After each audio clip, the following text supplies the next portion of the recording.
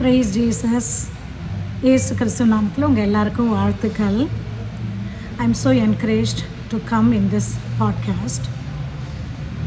Yesterday I watched a few of the YouTubes.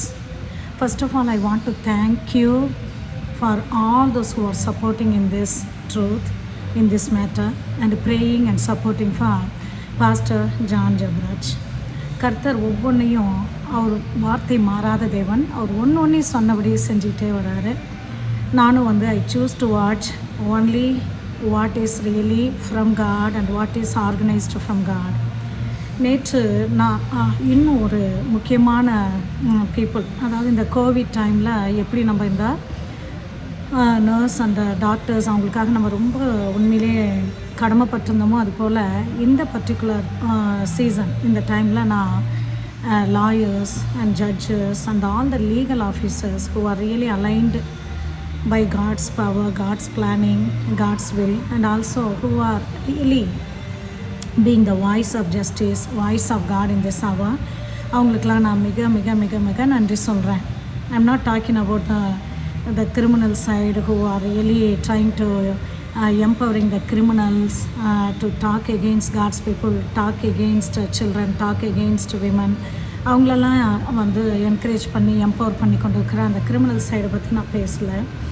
ஆனால் இந்த நீதியில் தங்களால் முடிஞ்ச அளவுக்கு அந்த வரையறையும் மாறாமல், அந்த லாயல்ட்டி இன்டெகிரிட்டி எதுவும் மாறாமல், நான் மக்களுக்கு ஸ்ட்ரென்த்து கொடுக்கும்படி, மக்களுக்கு ஒரு என்கரேஜ் இந்த நேரத்தில் ஒரு அதாவது எப்படின்னா ஒரு மனுஷன் காற்று இல்லாமல், ஆக்சிஜன் இல்லாமல் ஒரு ஃபியூ மினிட்ஸ் ஃபியூ ஹவர்ஸ் இருக்க முடியும்னு சொல்லப்படுது இல்லைங்களா. ஒரு ஆக்சிஜன் லேக்கு மூச்சு விட முடியாமல். அப்போது இன்னும் ஒரு சில பேர் தண்ணி இல்லாமல் ஃபியூ டேஸ் இருக்கலாம்னு சொல்கிறாங்க. அப்போது ஒரு பிரெத் இல்லாமல், ஆக்சிஜன் இல்லாமல் ஃபியூ ஹவர்ஸ் இருக்கலாம்னு சொல்கிறாங்க. ஆனால் இன்றைக்கி அது நார்மல் மரணமோ இல்லை வேறு எப்படிப்பட்ட மரணமோ ஒரு விசேஷமாக இந்த ஒரு சூசைடு அப்படின்னு சொல்லும்போது, ஸோ எது அவங்கள கொல்லும்னா நம்பிக்கை இல்லாத இடம்தான், அந்த ஹோப் இல்லாத இடம்தான் அவங்கள கொல்லும். அப்போது பார்க்கும்போது நீங்கள் கொடுக்குற அந்த ஹோப்பு, அந்த வாய்ஸு, அந்த ஸ்ட்ரென்த்து, இந்த மாதிரி தூரத்தில் இருக்கிற எங்களை மாதிரி இருக்கிறவங்களுக்கு, இன்னுமா நியாயத்துக்கு அவங்களுக்காக நீங்கள் கொடுக்குற அந்த அட்வொகேட்ஸ், லாயர்ஸ், லீகல் ஆஃபீஸர்ஸ் அவங்களெல்லாம் இன்டர்வியூ பண்ணி ஒரு நல்ல செய்திகளை பரப்புகிற அருமையான சகோதரர்கள், சகோதரிகள், ஊழியக்காரர்கள், அந்த சேனல்ஸ், இவங்களுக்காகலாம் நான் நன்றி சொல்கிறேன். அப்போது பார்க்கும்போது நீங்கள் கொடுக்குற அந்த ஹோப்பானது அவ்வளவு இந்த நேரத்தில் ஜனங்களை நிச்சயமாக ஒரு உயிரோட்டம் போல் அது இருக்குது. அதனால் நான் நிச்சயமாக கருத்திற்காக நான் நன்றி சொல்கிறேன்.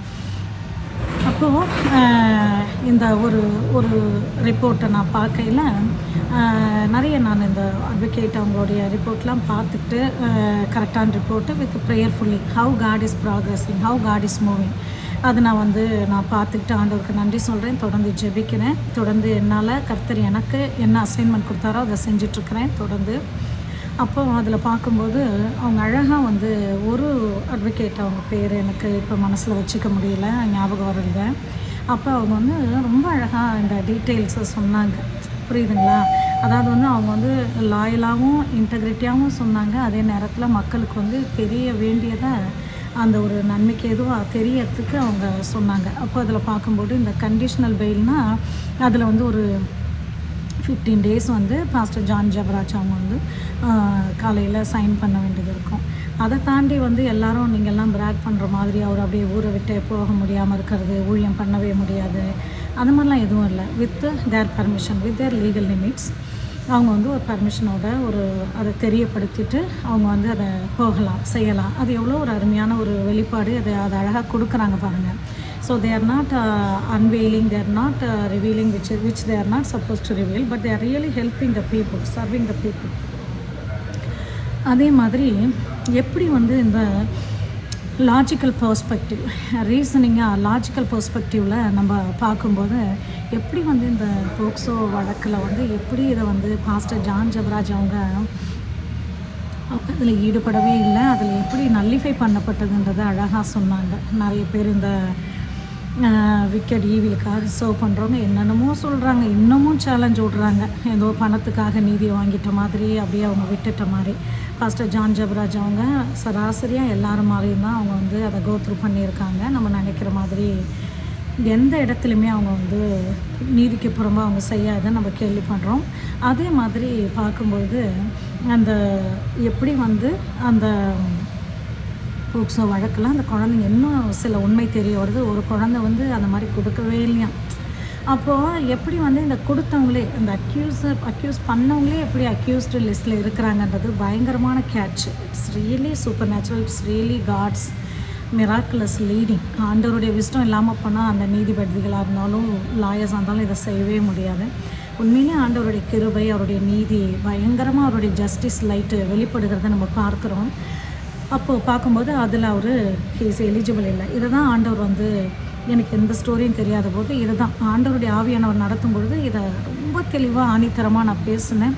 நிறைய பேர் இதுக்காக நிறைய எதிர்ப்புலாம் தெரிவித்தாலும் ஆண்டவர் என்ன சொல்கிறாரு அப்படின்னு சொல்லி நம்ம சொல்லும்போது கர்த்தர் அதை நிறைவேற்றுகிறதவனாக இருக்கிறாரு. இன்னொன்று நான் ரெண்டாவது ஒரு இது மாதிரி பெயில் கிடச்சோடனே நான் சொன்னேன். அதுக்கு மறுநாள் கண்டிஷனல் பெயில்னால் என்ன கண்டிஷன் தெரியாமல் எதுவும் பேசாதீங்க. இனிமேல் ஊழியமே பண்ண முடியாது, இனிமேல் சர்ச் ஆரம்பிக்க முடியாது, இனிமேல் கான்சர்ட் பண்ண முடியாது. அந்த கான்செப்ட் சேஞ்சை குறித்து வெளிப்படுத்தின அந்த வீடியோவில் நான் சொல்லியிருந்தேன். அப்போது கண்டிஷ்னல் பெயில்னால் நீங்கள் நினைக்கிற மாதிரி இல்லை அப்படின்னு சொல்லிட்டு. ஸோ அப்போது அதுவும் வந்து கர்த்தர் வந்து ப்ரூவ் பண்ணியிருக்கிறார். அது மாதிரி ட்ராவலே பண்ணக்கூடாது, பாஸ்போர்ட்டெல்லாம் சரண்டர் பண்ணணும், வந்து கான்செர்ட்டை ரன் பண்ணக்கூடாது, சர்ச் ஆரம்பிக்கூடாது, அப்படிலாம் ஒன்றுமே இல்லை. ஸோ அதாவது ஆண்டவர் வந்து பயப்படாதே சிறுமந்தையே, ஸோ ராஜ்யத்தை கொடுக்க பிதாவானவர் சித்தமாக இருக்கிறார். லூக் 12 வாசிக்கிறோம். Don't be afraid my little flock, it is the desire of your father to give you the kingdom. And also அவர் எந்த அளவுக்கு நம்மளை நேசிக்கிறாருன்னா நம் தலையில் இருக்கிற முடியை கூட வந்து அவர் எண்ணி வைக்கிறது அவனாக இருக்கார். He numbers even the very hair of our head. ஓகேங்களா. அப்போ அந்த அளவுக்கு ஆண்டவர் வந்து இதை வந்து எவ்வளோ ஒரு டெலிஜென்ட்டாக டீட்டெயிலாக ஆண்டவர் வந்து நமக்கு இதை செய்கிறாருன்னு சொல்லிட்டு நம்ம இதை பார்த்துட்ருக்குறோம். அப்போ எதுவுமே தடைப்படாது, அவர் செய்ய நினைத்தது ஒன்றுமே தடைப்படாது.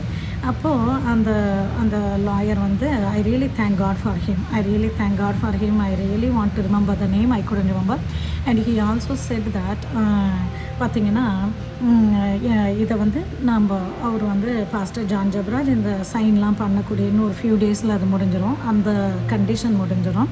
அதுக்கப்புறமேட்டு அவங்க வந்து நிச்சயமாக இந்த எஃப்ஐஆரை வந்து அவங்க ரத்து செய்யும்படி குவாஷ் பண்ணும்படி சுப்ரீம் கோர்ட்டுக்கு அவங்க அணுகுனாக்கா இது கிடைக்கும் வாய்ப்பு இருக்குது அப்படின்னு சொல்கிறாங்க. அப்போது நான் இதை தான் ஃபஸ்ட்டு ப்ராஃபஸியில் ஆண்டவர் சொன்னதை, ஆண்டவருடைய அன்பு, ஆண்டவருடைய நன்றி, கிராட்டிடியூடோடு இதை நான் அப்பா பிதாவுக்கு நான் நன்றி சொல்கிறேன். இதில் என்னன்னு எந்த முகாந்திரமும் எனக்கு எதுவுமே தெரியாத போதே ஆண்டவர் காட்டினார். நிறைய பேப்பர் மேலே பேப்பர் வச்சாங்க. ஆனால் தேவன் எல்லாவற்றையும் ஒன்று இல்லாமல் வாய்டு பண்ணார். அப்புறம் வந்து அவர் நாடு பண்ணார், இதெல்லாம் வாய்டு பண்ணார். அது மெல்கிசேதேக்குன்னு சொன்னதுக்கு நீங்கள் நிறைய பேர் அது ஒரு காமெண்ட் எடுக்கிறீங்க. அதாவது என்னென்னா எல்லாம் தெரிஞ்சோம் அப்படின்ட்டு நினைக்க முடியும். ஸோ இன்றைக்கி ஹெவனில் நமக்கு இயேசு கிறிஸ்து அவர் வந்து இருந்து என்னவாக இருக்கிறாரு? ஃபர்ஸ்ட் ஆஃப் ஆல் சொல்லுங்களேன். Who is the mediator of the new covenant? We did not come to mount Sinai, but we have come to Mount Zion, city of Jerusalem, innumerable number of angels, the perfected justment spirit. So firstborn church, the mediator of the new covenant, and God who is the judge of all, and most of everything, Jesus' blood that speaketh the better things than that of Abel's blood. What is that? Mediator of the new covenant என்னவா இருக்கிறாருங்க? யாருங்க மீடியேட்டராக இருக்கிறாரு? மத்தியஸ்தர் யார்? அவர் மெல்கிசேதேக்கின் முறைமையின்படி மாறாத ஆசாரியத்துவம் உள்ள அவர் மெல்கிசேதாக்கா அன்னைக்கு நம்ம கேஸை அவர் ஆர்கியூ பண்ணிகிட்ருக்கிறாரு. அதை வின் பண்ணிட்டாரு. சரிங்களா. மெல்கிசேதேக்குன்னொன்னே யாரோ ஒருத்தவங்க அப்படி சொல்லக்கூடாது. அவர் இயேசு கிறிஸ்துவோடைய ரெப்ரசன்டேஷன் இன்றைக்கி வந்து நம்மளுடைய mediator of the new covenant. அப்போது அவருடைய ரத்தம் க்ரியேட் பண்ண அந்த ரிப்போர்ட் வந்துட்டுருக்குது. அதை வந்து மெல்கிசேதேக்கோடைய ரிப்போர்ட்டுன்னு ஒன்று இருக்கும், ஜெசபேலோடைய ரிப்போர்ட்டுன்னு ஒன்று இருக்கும். இந்த ரெண்டு ரிப்போர்ட்டுக்கு நடுவில் தான் நம்ம இந்த உலகத்தில் நம்ம இந்த ஃபெய்த்தை அப்ளை பண்ணிகிட்ருக்குறோம். சரிங்களா. எந்த ரிப்போர்ட்டை நம்ம எக்ஸசைஸ் பண்ண போகிறோம், எந்த ரிப்போர்ட்டை நம்ம பிலீவ் பண்ண போகிறோம். தூஷிக்கிற, கண்டம் பண்ணக்கூடிய, அவமானப்படுத்தக்கூடிய, அழுத்தக்கூடிய, உடைக்கக்கூடிய, அழிக்கக்கூடிய ஜெசபேலுடைய, கோலியாத்துடைய ரிப்போர்ட்டை நம்ம நம்ப போகிறோமா, இல்லை தேவனுடைய ஆவியானவர் சொல்லுகிற மெல்கிசேதேக்கு கொடுக்குற மீடியேட்டர் அவர் கொடுக்குற ரிப்போர்ட்டை நம்ம நம்ப போகிறோமா அப்படின்னு சொல்லிட்டு நம்ம வந்து முடிவு பண்ணுவோம். அந்த தீர்க்க தரிசனத்தை வந்து அவர் வந்து ரிலீஸ் பண்ணது இன்றைக்கி. பாஸ்டர் ஜான் ஜெபராஜ் அவங்க ஒரு டைம் அப்படியே எல்லாத்தையும் நிதானமாக அவங்க அப்சர்வ் பண்ணிகிட்ருக்காங்க, ப்ரேயரில் இருக்காங்க. கர்த்தருடைய லீடிங் படி அவங்க நடத்தப்படுவாங்கன்னு அப்படின்னு நம்ம விசுவாசிக்கிறோம். அவருடைய ஸ்ட்ரென்த் அண்டு கிளாரிட்டிக்காக, விஸ்டத்துக்காக, ஃபேவருக்காக நம்ம தொடர்ந்து ஜெபம் பண்ணிகிட்டே இருக்கோம். தேவனுடைய வெளிச்சம், தேவனுடைய ஜஸ்டிஸ் லைட்டு, நீதிமான் எப்படி அவருடைய வெளிச்சம் நீதி வந்து நடுப்பகல் வழியாய் பிரகாசமாக எரிகிற சூரியனை போல் இருக்கும். அவருடைய சந்திரன் சூரியனை போல் மாறும். அவருடைய சூரியன் 7 பகல் வெளிச்சத்தை போல வரும். ஆண்டவருடைய வெளிச்சம், ஆண்டவருடைய நீதி அவருக்கு முன்பாக செல்லும். அவர் கர்த்தருடைய மகிமை அவரை பின்னாலே தாங்கும். நிச்சயமாக கர்த்தர் வந்து ஒரு நாளும் கைவிடாத தேவன். நீதிமானை துன்பத்தில் விட மாட்டார், பழி சுமர விட மாட்டார். அதை அவர் நடத்துவார். அவர் டைமில் நம்ம கொடுத்துருக்கோம், அவர் செய்வார். இப்போ பாஸ்டர் ஜான் ஜெபராஜ் கொஞ்சம் ஸ்ட்ரென்த்தனாகி வெளியே வந்து எஃப்ஐஆரை வந்து ரத்து செய்யணும்னு சொல்லி சுப்ரீம் கோர்ட்டை கேட்டால் அதுக்கும் ஃபேவரபுளாக அமையுன்ற அளவுக்கு இந்த சட்டத்தை தெரிஞ்சவங்க யாரோ ஒருத்தவங்க அப்படியே சும்மா அசம்ஷனில் சொல்கிறவங்கள லாயர்ஸு இது ஓரளவுக்கு ஸ்டடி பண்ணாங்க, ப்ராப்பராக அஃபிஷியலாக அவங்கெல்லாம் இதை சொல்கிறாங்க. அதுக்காக நம்ம கர்த்தரை நன்றி சொல்லுவோம். அதோடு கூட நம்ம விசுவாசத்தையும் மிக்ஸ் பண்ணி நம்ம நல்ல ரிப்போர்ட்டை ரிலீஸ் பண்ணுவோம். அப்போது அது எவ்வளோ ஒரு நல்ல ரிப்போர்ட்டாக இருக்குது. அதே மாதிரி எனக்கு ரொம்ப பிடிச்சது அந்த ரிப்போர்ட் அதில் கேட்டப்போ அந்த லாயர் வந்து அந்த ஒரு எப்படி வந்து ஈவியில் வந்து கன்ஃபரண்ட் பண்ணி பேசினார். உண்மையிலே அவருடைய ப்ரொடெக்ஷனுக்காக நான் ஜெபம் பண்ணேன். அவருடைய பேர் ஞாபகம் இல்லை. அவருடைய ப்ரொடெக்ஷனுக்காக நான் ஜெபம் பண்ணேன். ஏன்னா இந்த மாதிரி ஒரு வெறிப்பிடிச்ச ஒரு ஒரு ஒரு ஒரு வெறிப்பிடித்த மிருகம் போல் இப்படிப்பட்டவங்க ஒரு நீதி வாய்ஸ் வரும்போது என்னெல்லாம் பண்ணுவாங்க, அவருடைய ப்ரொடெக்ஷனுக்காக, அந்த லாயருடைய ப்ரொடெக்ஷனுக்காக நான் ஜெபம் பண்ணேன். அப்போ அவர் வந்து சொன்னார், நீங்கள் யாராவது ஒருத்தவங்க எஃப்ஐஆர் கொடுத்தா தான் இந்த மாதிரி ஒரு ப்ரிசன்லேருந்து வெளியே வந்து ஒரு குற்றவாளி, பெயிலில் வந்து ஒரு குற்றவாளி, இவ்வளோ அவதூறு, இவ்வளோ அசிங்கம், இவ்வளோ ஒரு தூஷணம், இவ்வளோ ஒரு விஷயம் பயங்கர, இது எப்படி வந்து இது என்னால் ஏற்றுக்கவே முடியலைங்க, இது ஏற்றுக்கவே முடியல. ஐ டோன்ட் நோ எப்படி நீங்கள் ஏற்றுக்கிறீங்க. அவ்வளோ பப்ளிக்காக ஒரு மீடியாவில் போட்டு இவ்வளோ பேசுகிற காரியத்தை வந்து எஃப்ஐஆர் யாராவது ஒருத்தவங்க கொடுத்தாக்கா அதை எடுக்கலான்னு சொன்னார். நானே உங்களுக்கு சப்போர்ட்டாக பண்ணலான்னு சொன்னார். ஸோ நானும் இங்கே ஜெபம் பண்ணிகிட்ருக்கிறேன். நிச்சயமாக இன்னும் ஃபியூ டேஸ் நம்ம வந்து பார்ப்போம், யாராவது முன் வந்து இது மாதிரி விஷயத்தை நம்ம கொடுக்குறாங்களா, இல்லைனா கர்த்தர் வந்து எப்படி அடுத்து நடத்துகிறாரு. அப்படி இல்லைன்னா தேவைப்பட்டால் எனி டைம் யாருமே முன் வரலன்னா நிச்சயமாக நான் வந்து இதை வந்து கண்டிப்பாக செய்ய தான் போகிறேன். அதுக்கு வந்து இங்கேருந்தே ஒரு வேலை கவுன்சிலேட்டில் மூலயமா அங்கேருந்து ஒரு லாயர் ஹெல்ப்பில் இதை செய்ய முடியும்னா அது ரொம்ப பிளஸ்ஸிங்காக இருக்கும். ஆனால் வந்து நேரடியாக தான் வரணுன்னாலும் செய்வோம். ஆனால் ஒரு நாளும் ஈவியில் வந்து நம்ம விட்டுட முடியாது.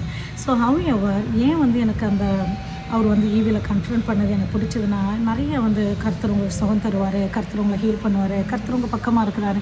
அவர் என்ன தான் நம்ம ஒரு லோன்லினஸை கோத்ரூ பண்ணும்போது, மிஸ் அண்டர்ஸ்டாண்டிங் கோத்ரூ பண்ணும்போது, ஒரு கான்ஃப்ளிக்டை, ஒரு ப்ரெஷரை கோத்ரூ பண்ணும்போது எவ்வளோ தான் மக்கள் கம்ஃபர்ட் சொன்னாலும் நம்மளை சில பேர் வந்து அடிச்சிட்டாங்க, நம்மளை சில பேர் வந்து இது மாதிரிலாம் பண்ணிட்டாங்க, துரோகம் பண்ணிட்டாங்க. அப்போ எவ்வளோ தான் அவன் நம்மளை வந்து கர்த்தர் உங்களை நேசிக்கிறார், கர்த்தர் உங்களை நேசிக்கிறார் அப்படின்னாலும் ஒன்றுமே அது உள்ள அதனால் கர்த்தர் என்ன பண்ணுறார், நம்ம எதிரிக்கு எதிரியாக இருக்கிறாரு. அந்த ஈவில் கன்ஃபரண்ட் பண்ணாத வரைக்கும் என் தகப்பன் வந்து எனக்காக பழிக்கு பழி வாங்குகிற கர்த்தர், அதில் தான் எனக்கு ஆண்டவருடைய அப்பாவுடைய அன்பு புரியுது. அப்போது அந்த ஈவில் வந்து கன்ஃபரன்டேஷனோடு அதை பேசினார் அந்த ஐயா. அதற்காக அவருக்கு நான் நன்றி சொல்கிறேன். எனிவே தேவஜனமே, இது பயங்கரமான குட் திங்ஸ் ஹேப்பன் ஆகிட்டே இருக்குது, நடந்துக்கிட்டே இருக்குது. நிறைய வெளிச்சம் மேனிஃபெஸ்ட் ஆகுது, மல்டிப்ளை ஆகுது. இது பார்க்கும்போது இதோடைய ட்ரேஸ் கூட இல்லாமல் கர்த்தர் வந்து பாஸ்ட்டை விடுதலை ஆக்க போகிறாரு.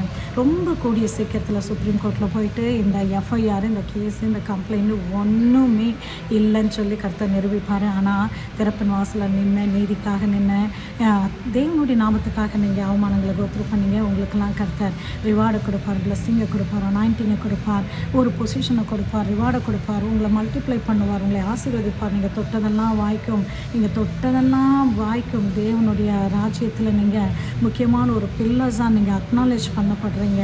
தேவன் நீங்கள் தொட்டதெல்லாம் வாய்க்க பண்ணுவார். கர்த்தர் உங்கள் ஊழியத்தை ஆசீர்வதிப்பார், உங்கள் அபிஷேகத்தை இன்க்ரீஸ் பண்ணுவார், உங்களுடைய எல்லைகளை விரிவாக்குவார், உங்கள் எதிரிகளை உங்களுக்கு முன்பாகவே விரட்டி தள்ளுவார்.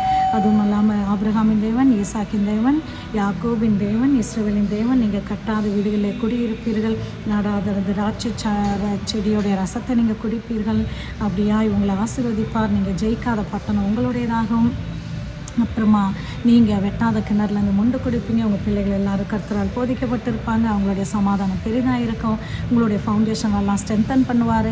ஆண்டவர் எல்லா சாபங்களையும் ஆசீர்வாதமாக மாற்றி போடுவார். கர்த்தர் பெரிய காரியங்களை செய்வார். தொடர்ந்து நடப்போம், தொடர்ந்து போராடுவோம். ஒவ்வொரு நாளும் கர்த்தர் செய்கிற அற்புதங்களை பாராட்டி அவருக்கு நன்றி சொல்லுவோம். கர்த்தர் நம்ம எல்லாரையும் ஆசீர்வதிப்பார். Thank you all. for staying there. Thank you all. God bless you all. Amen. Praise God.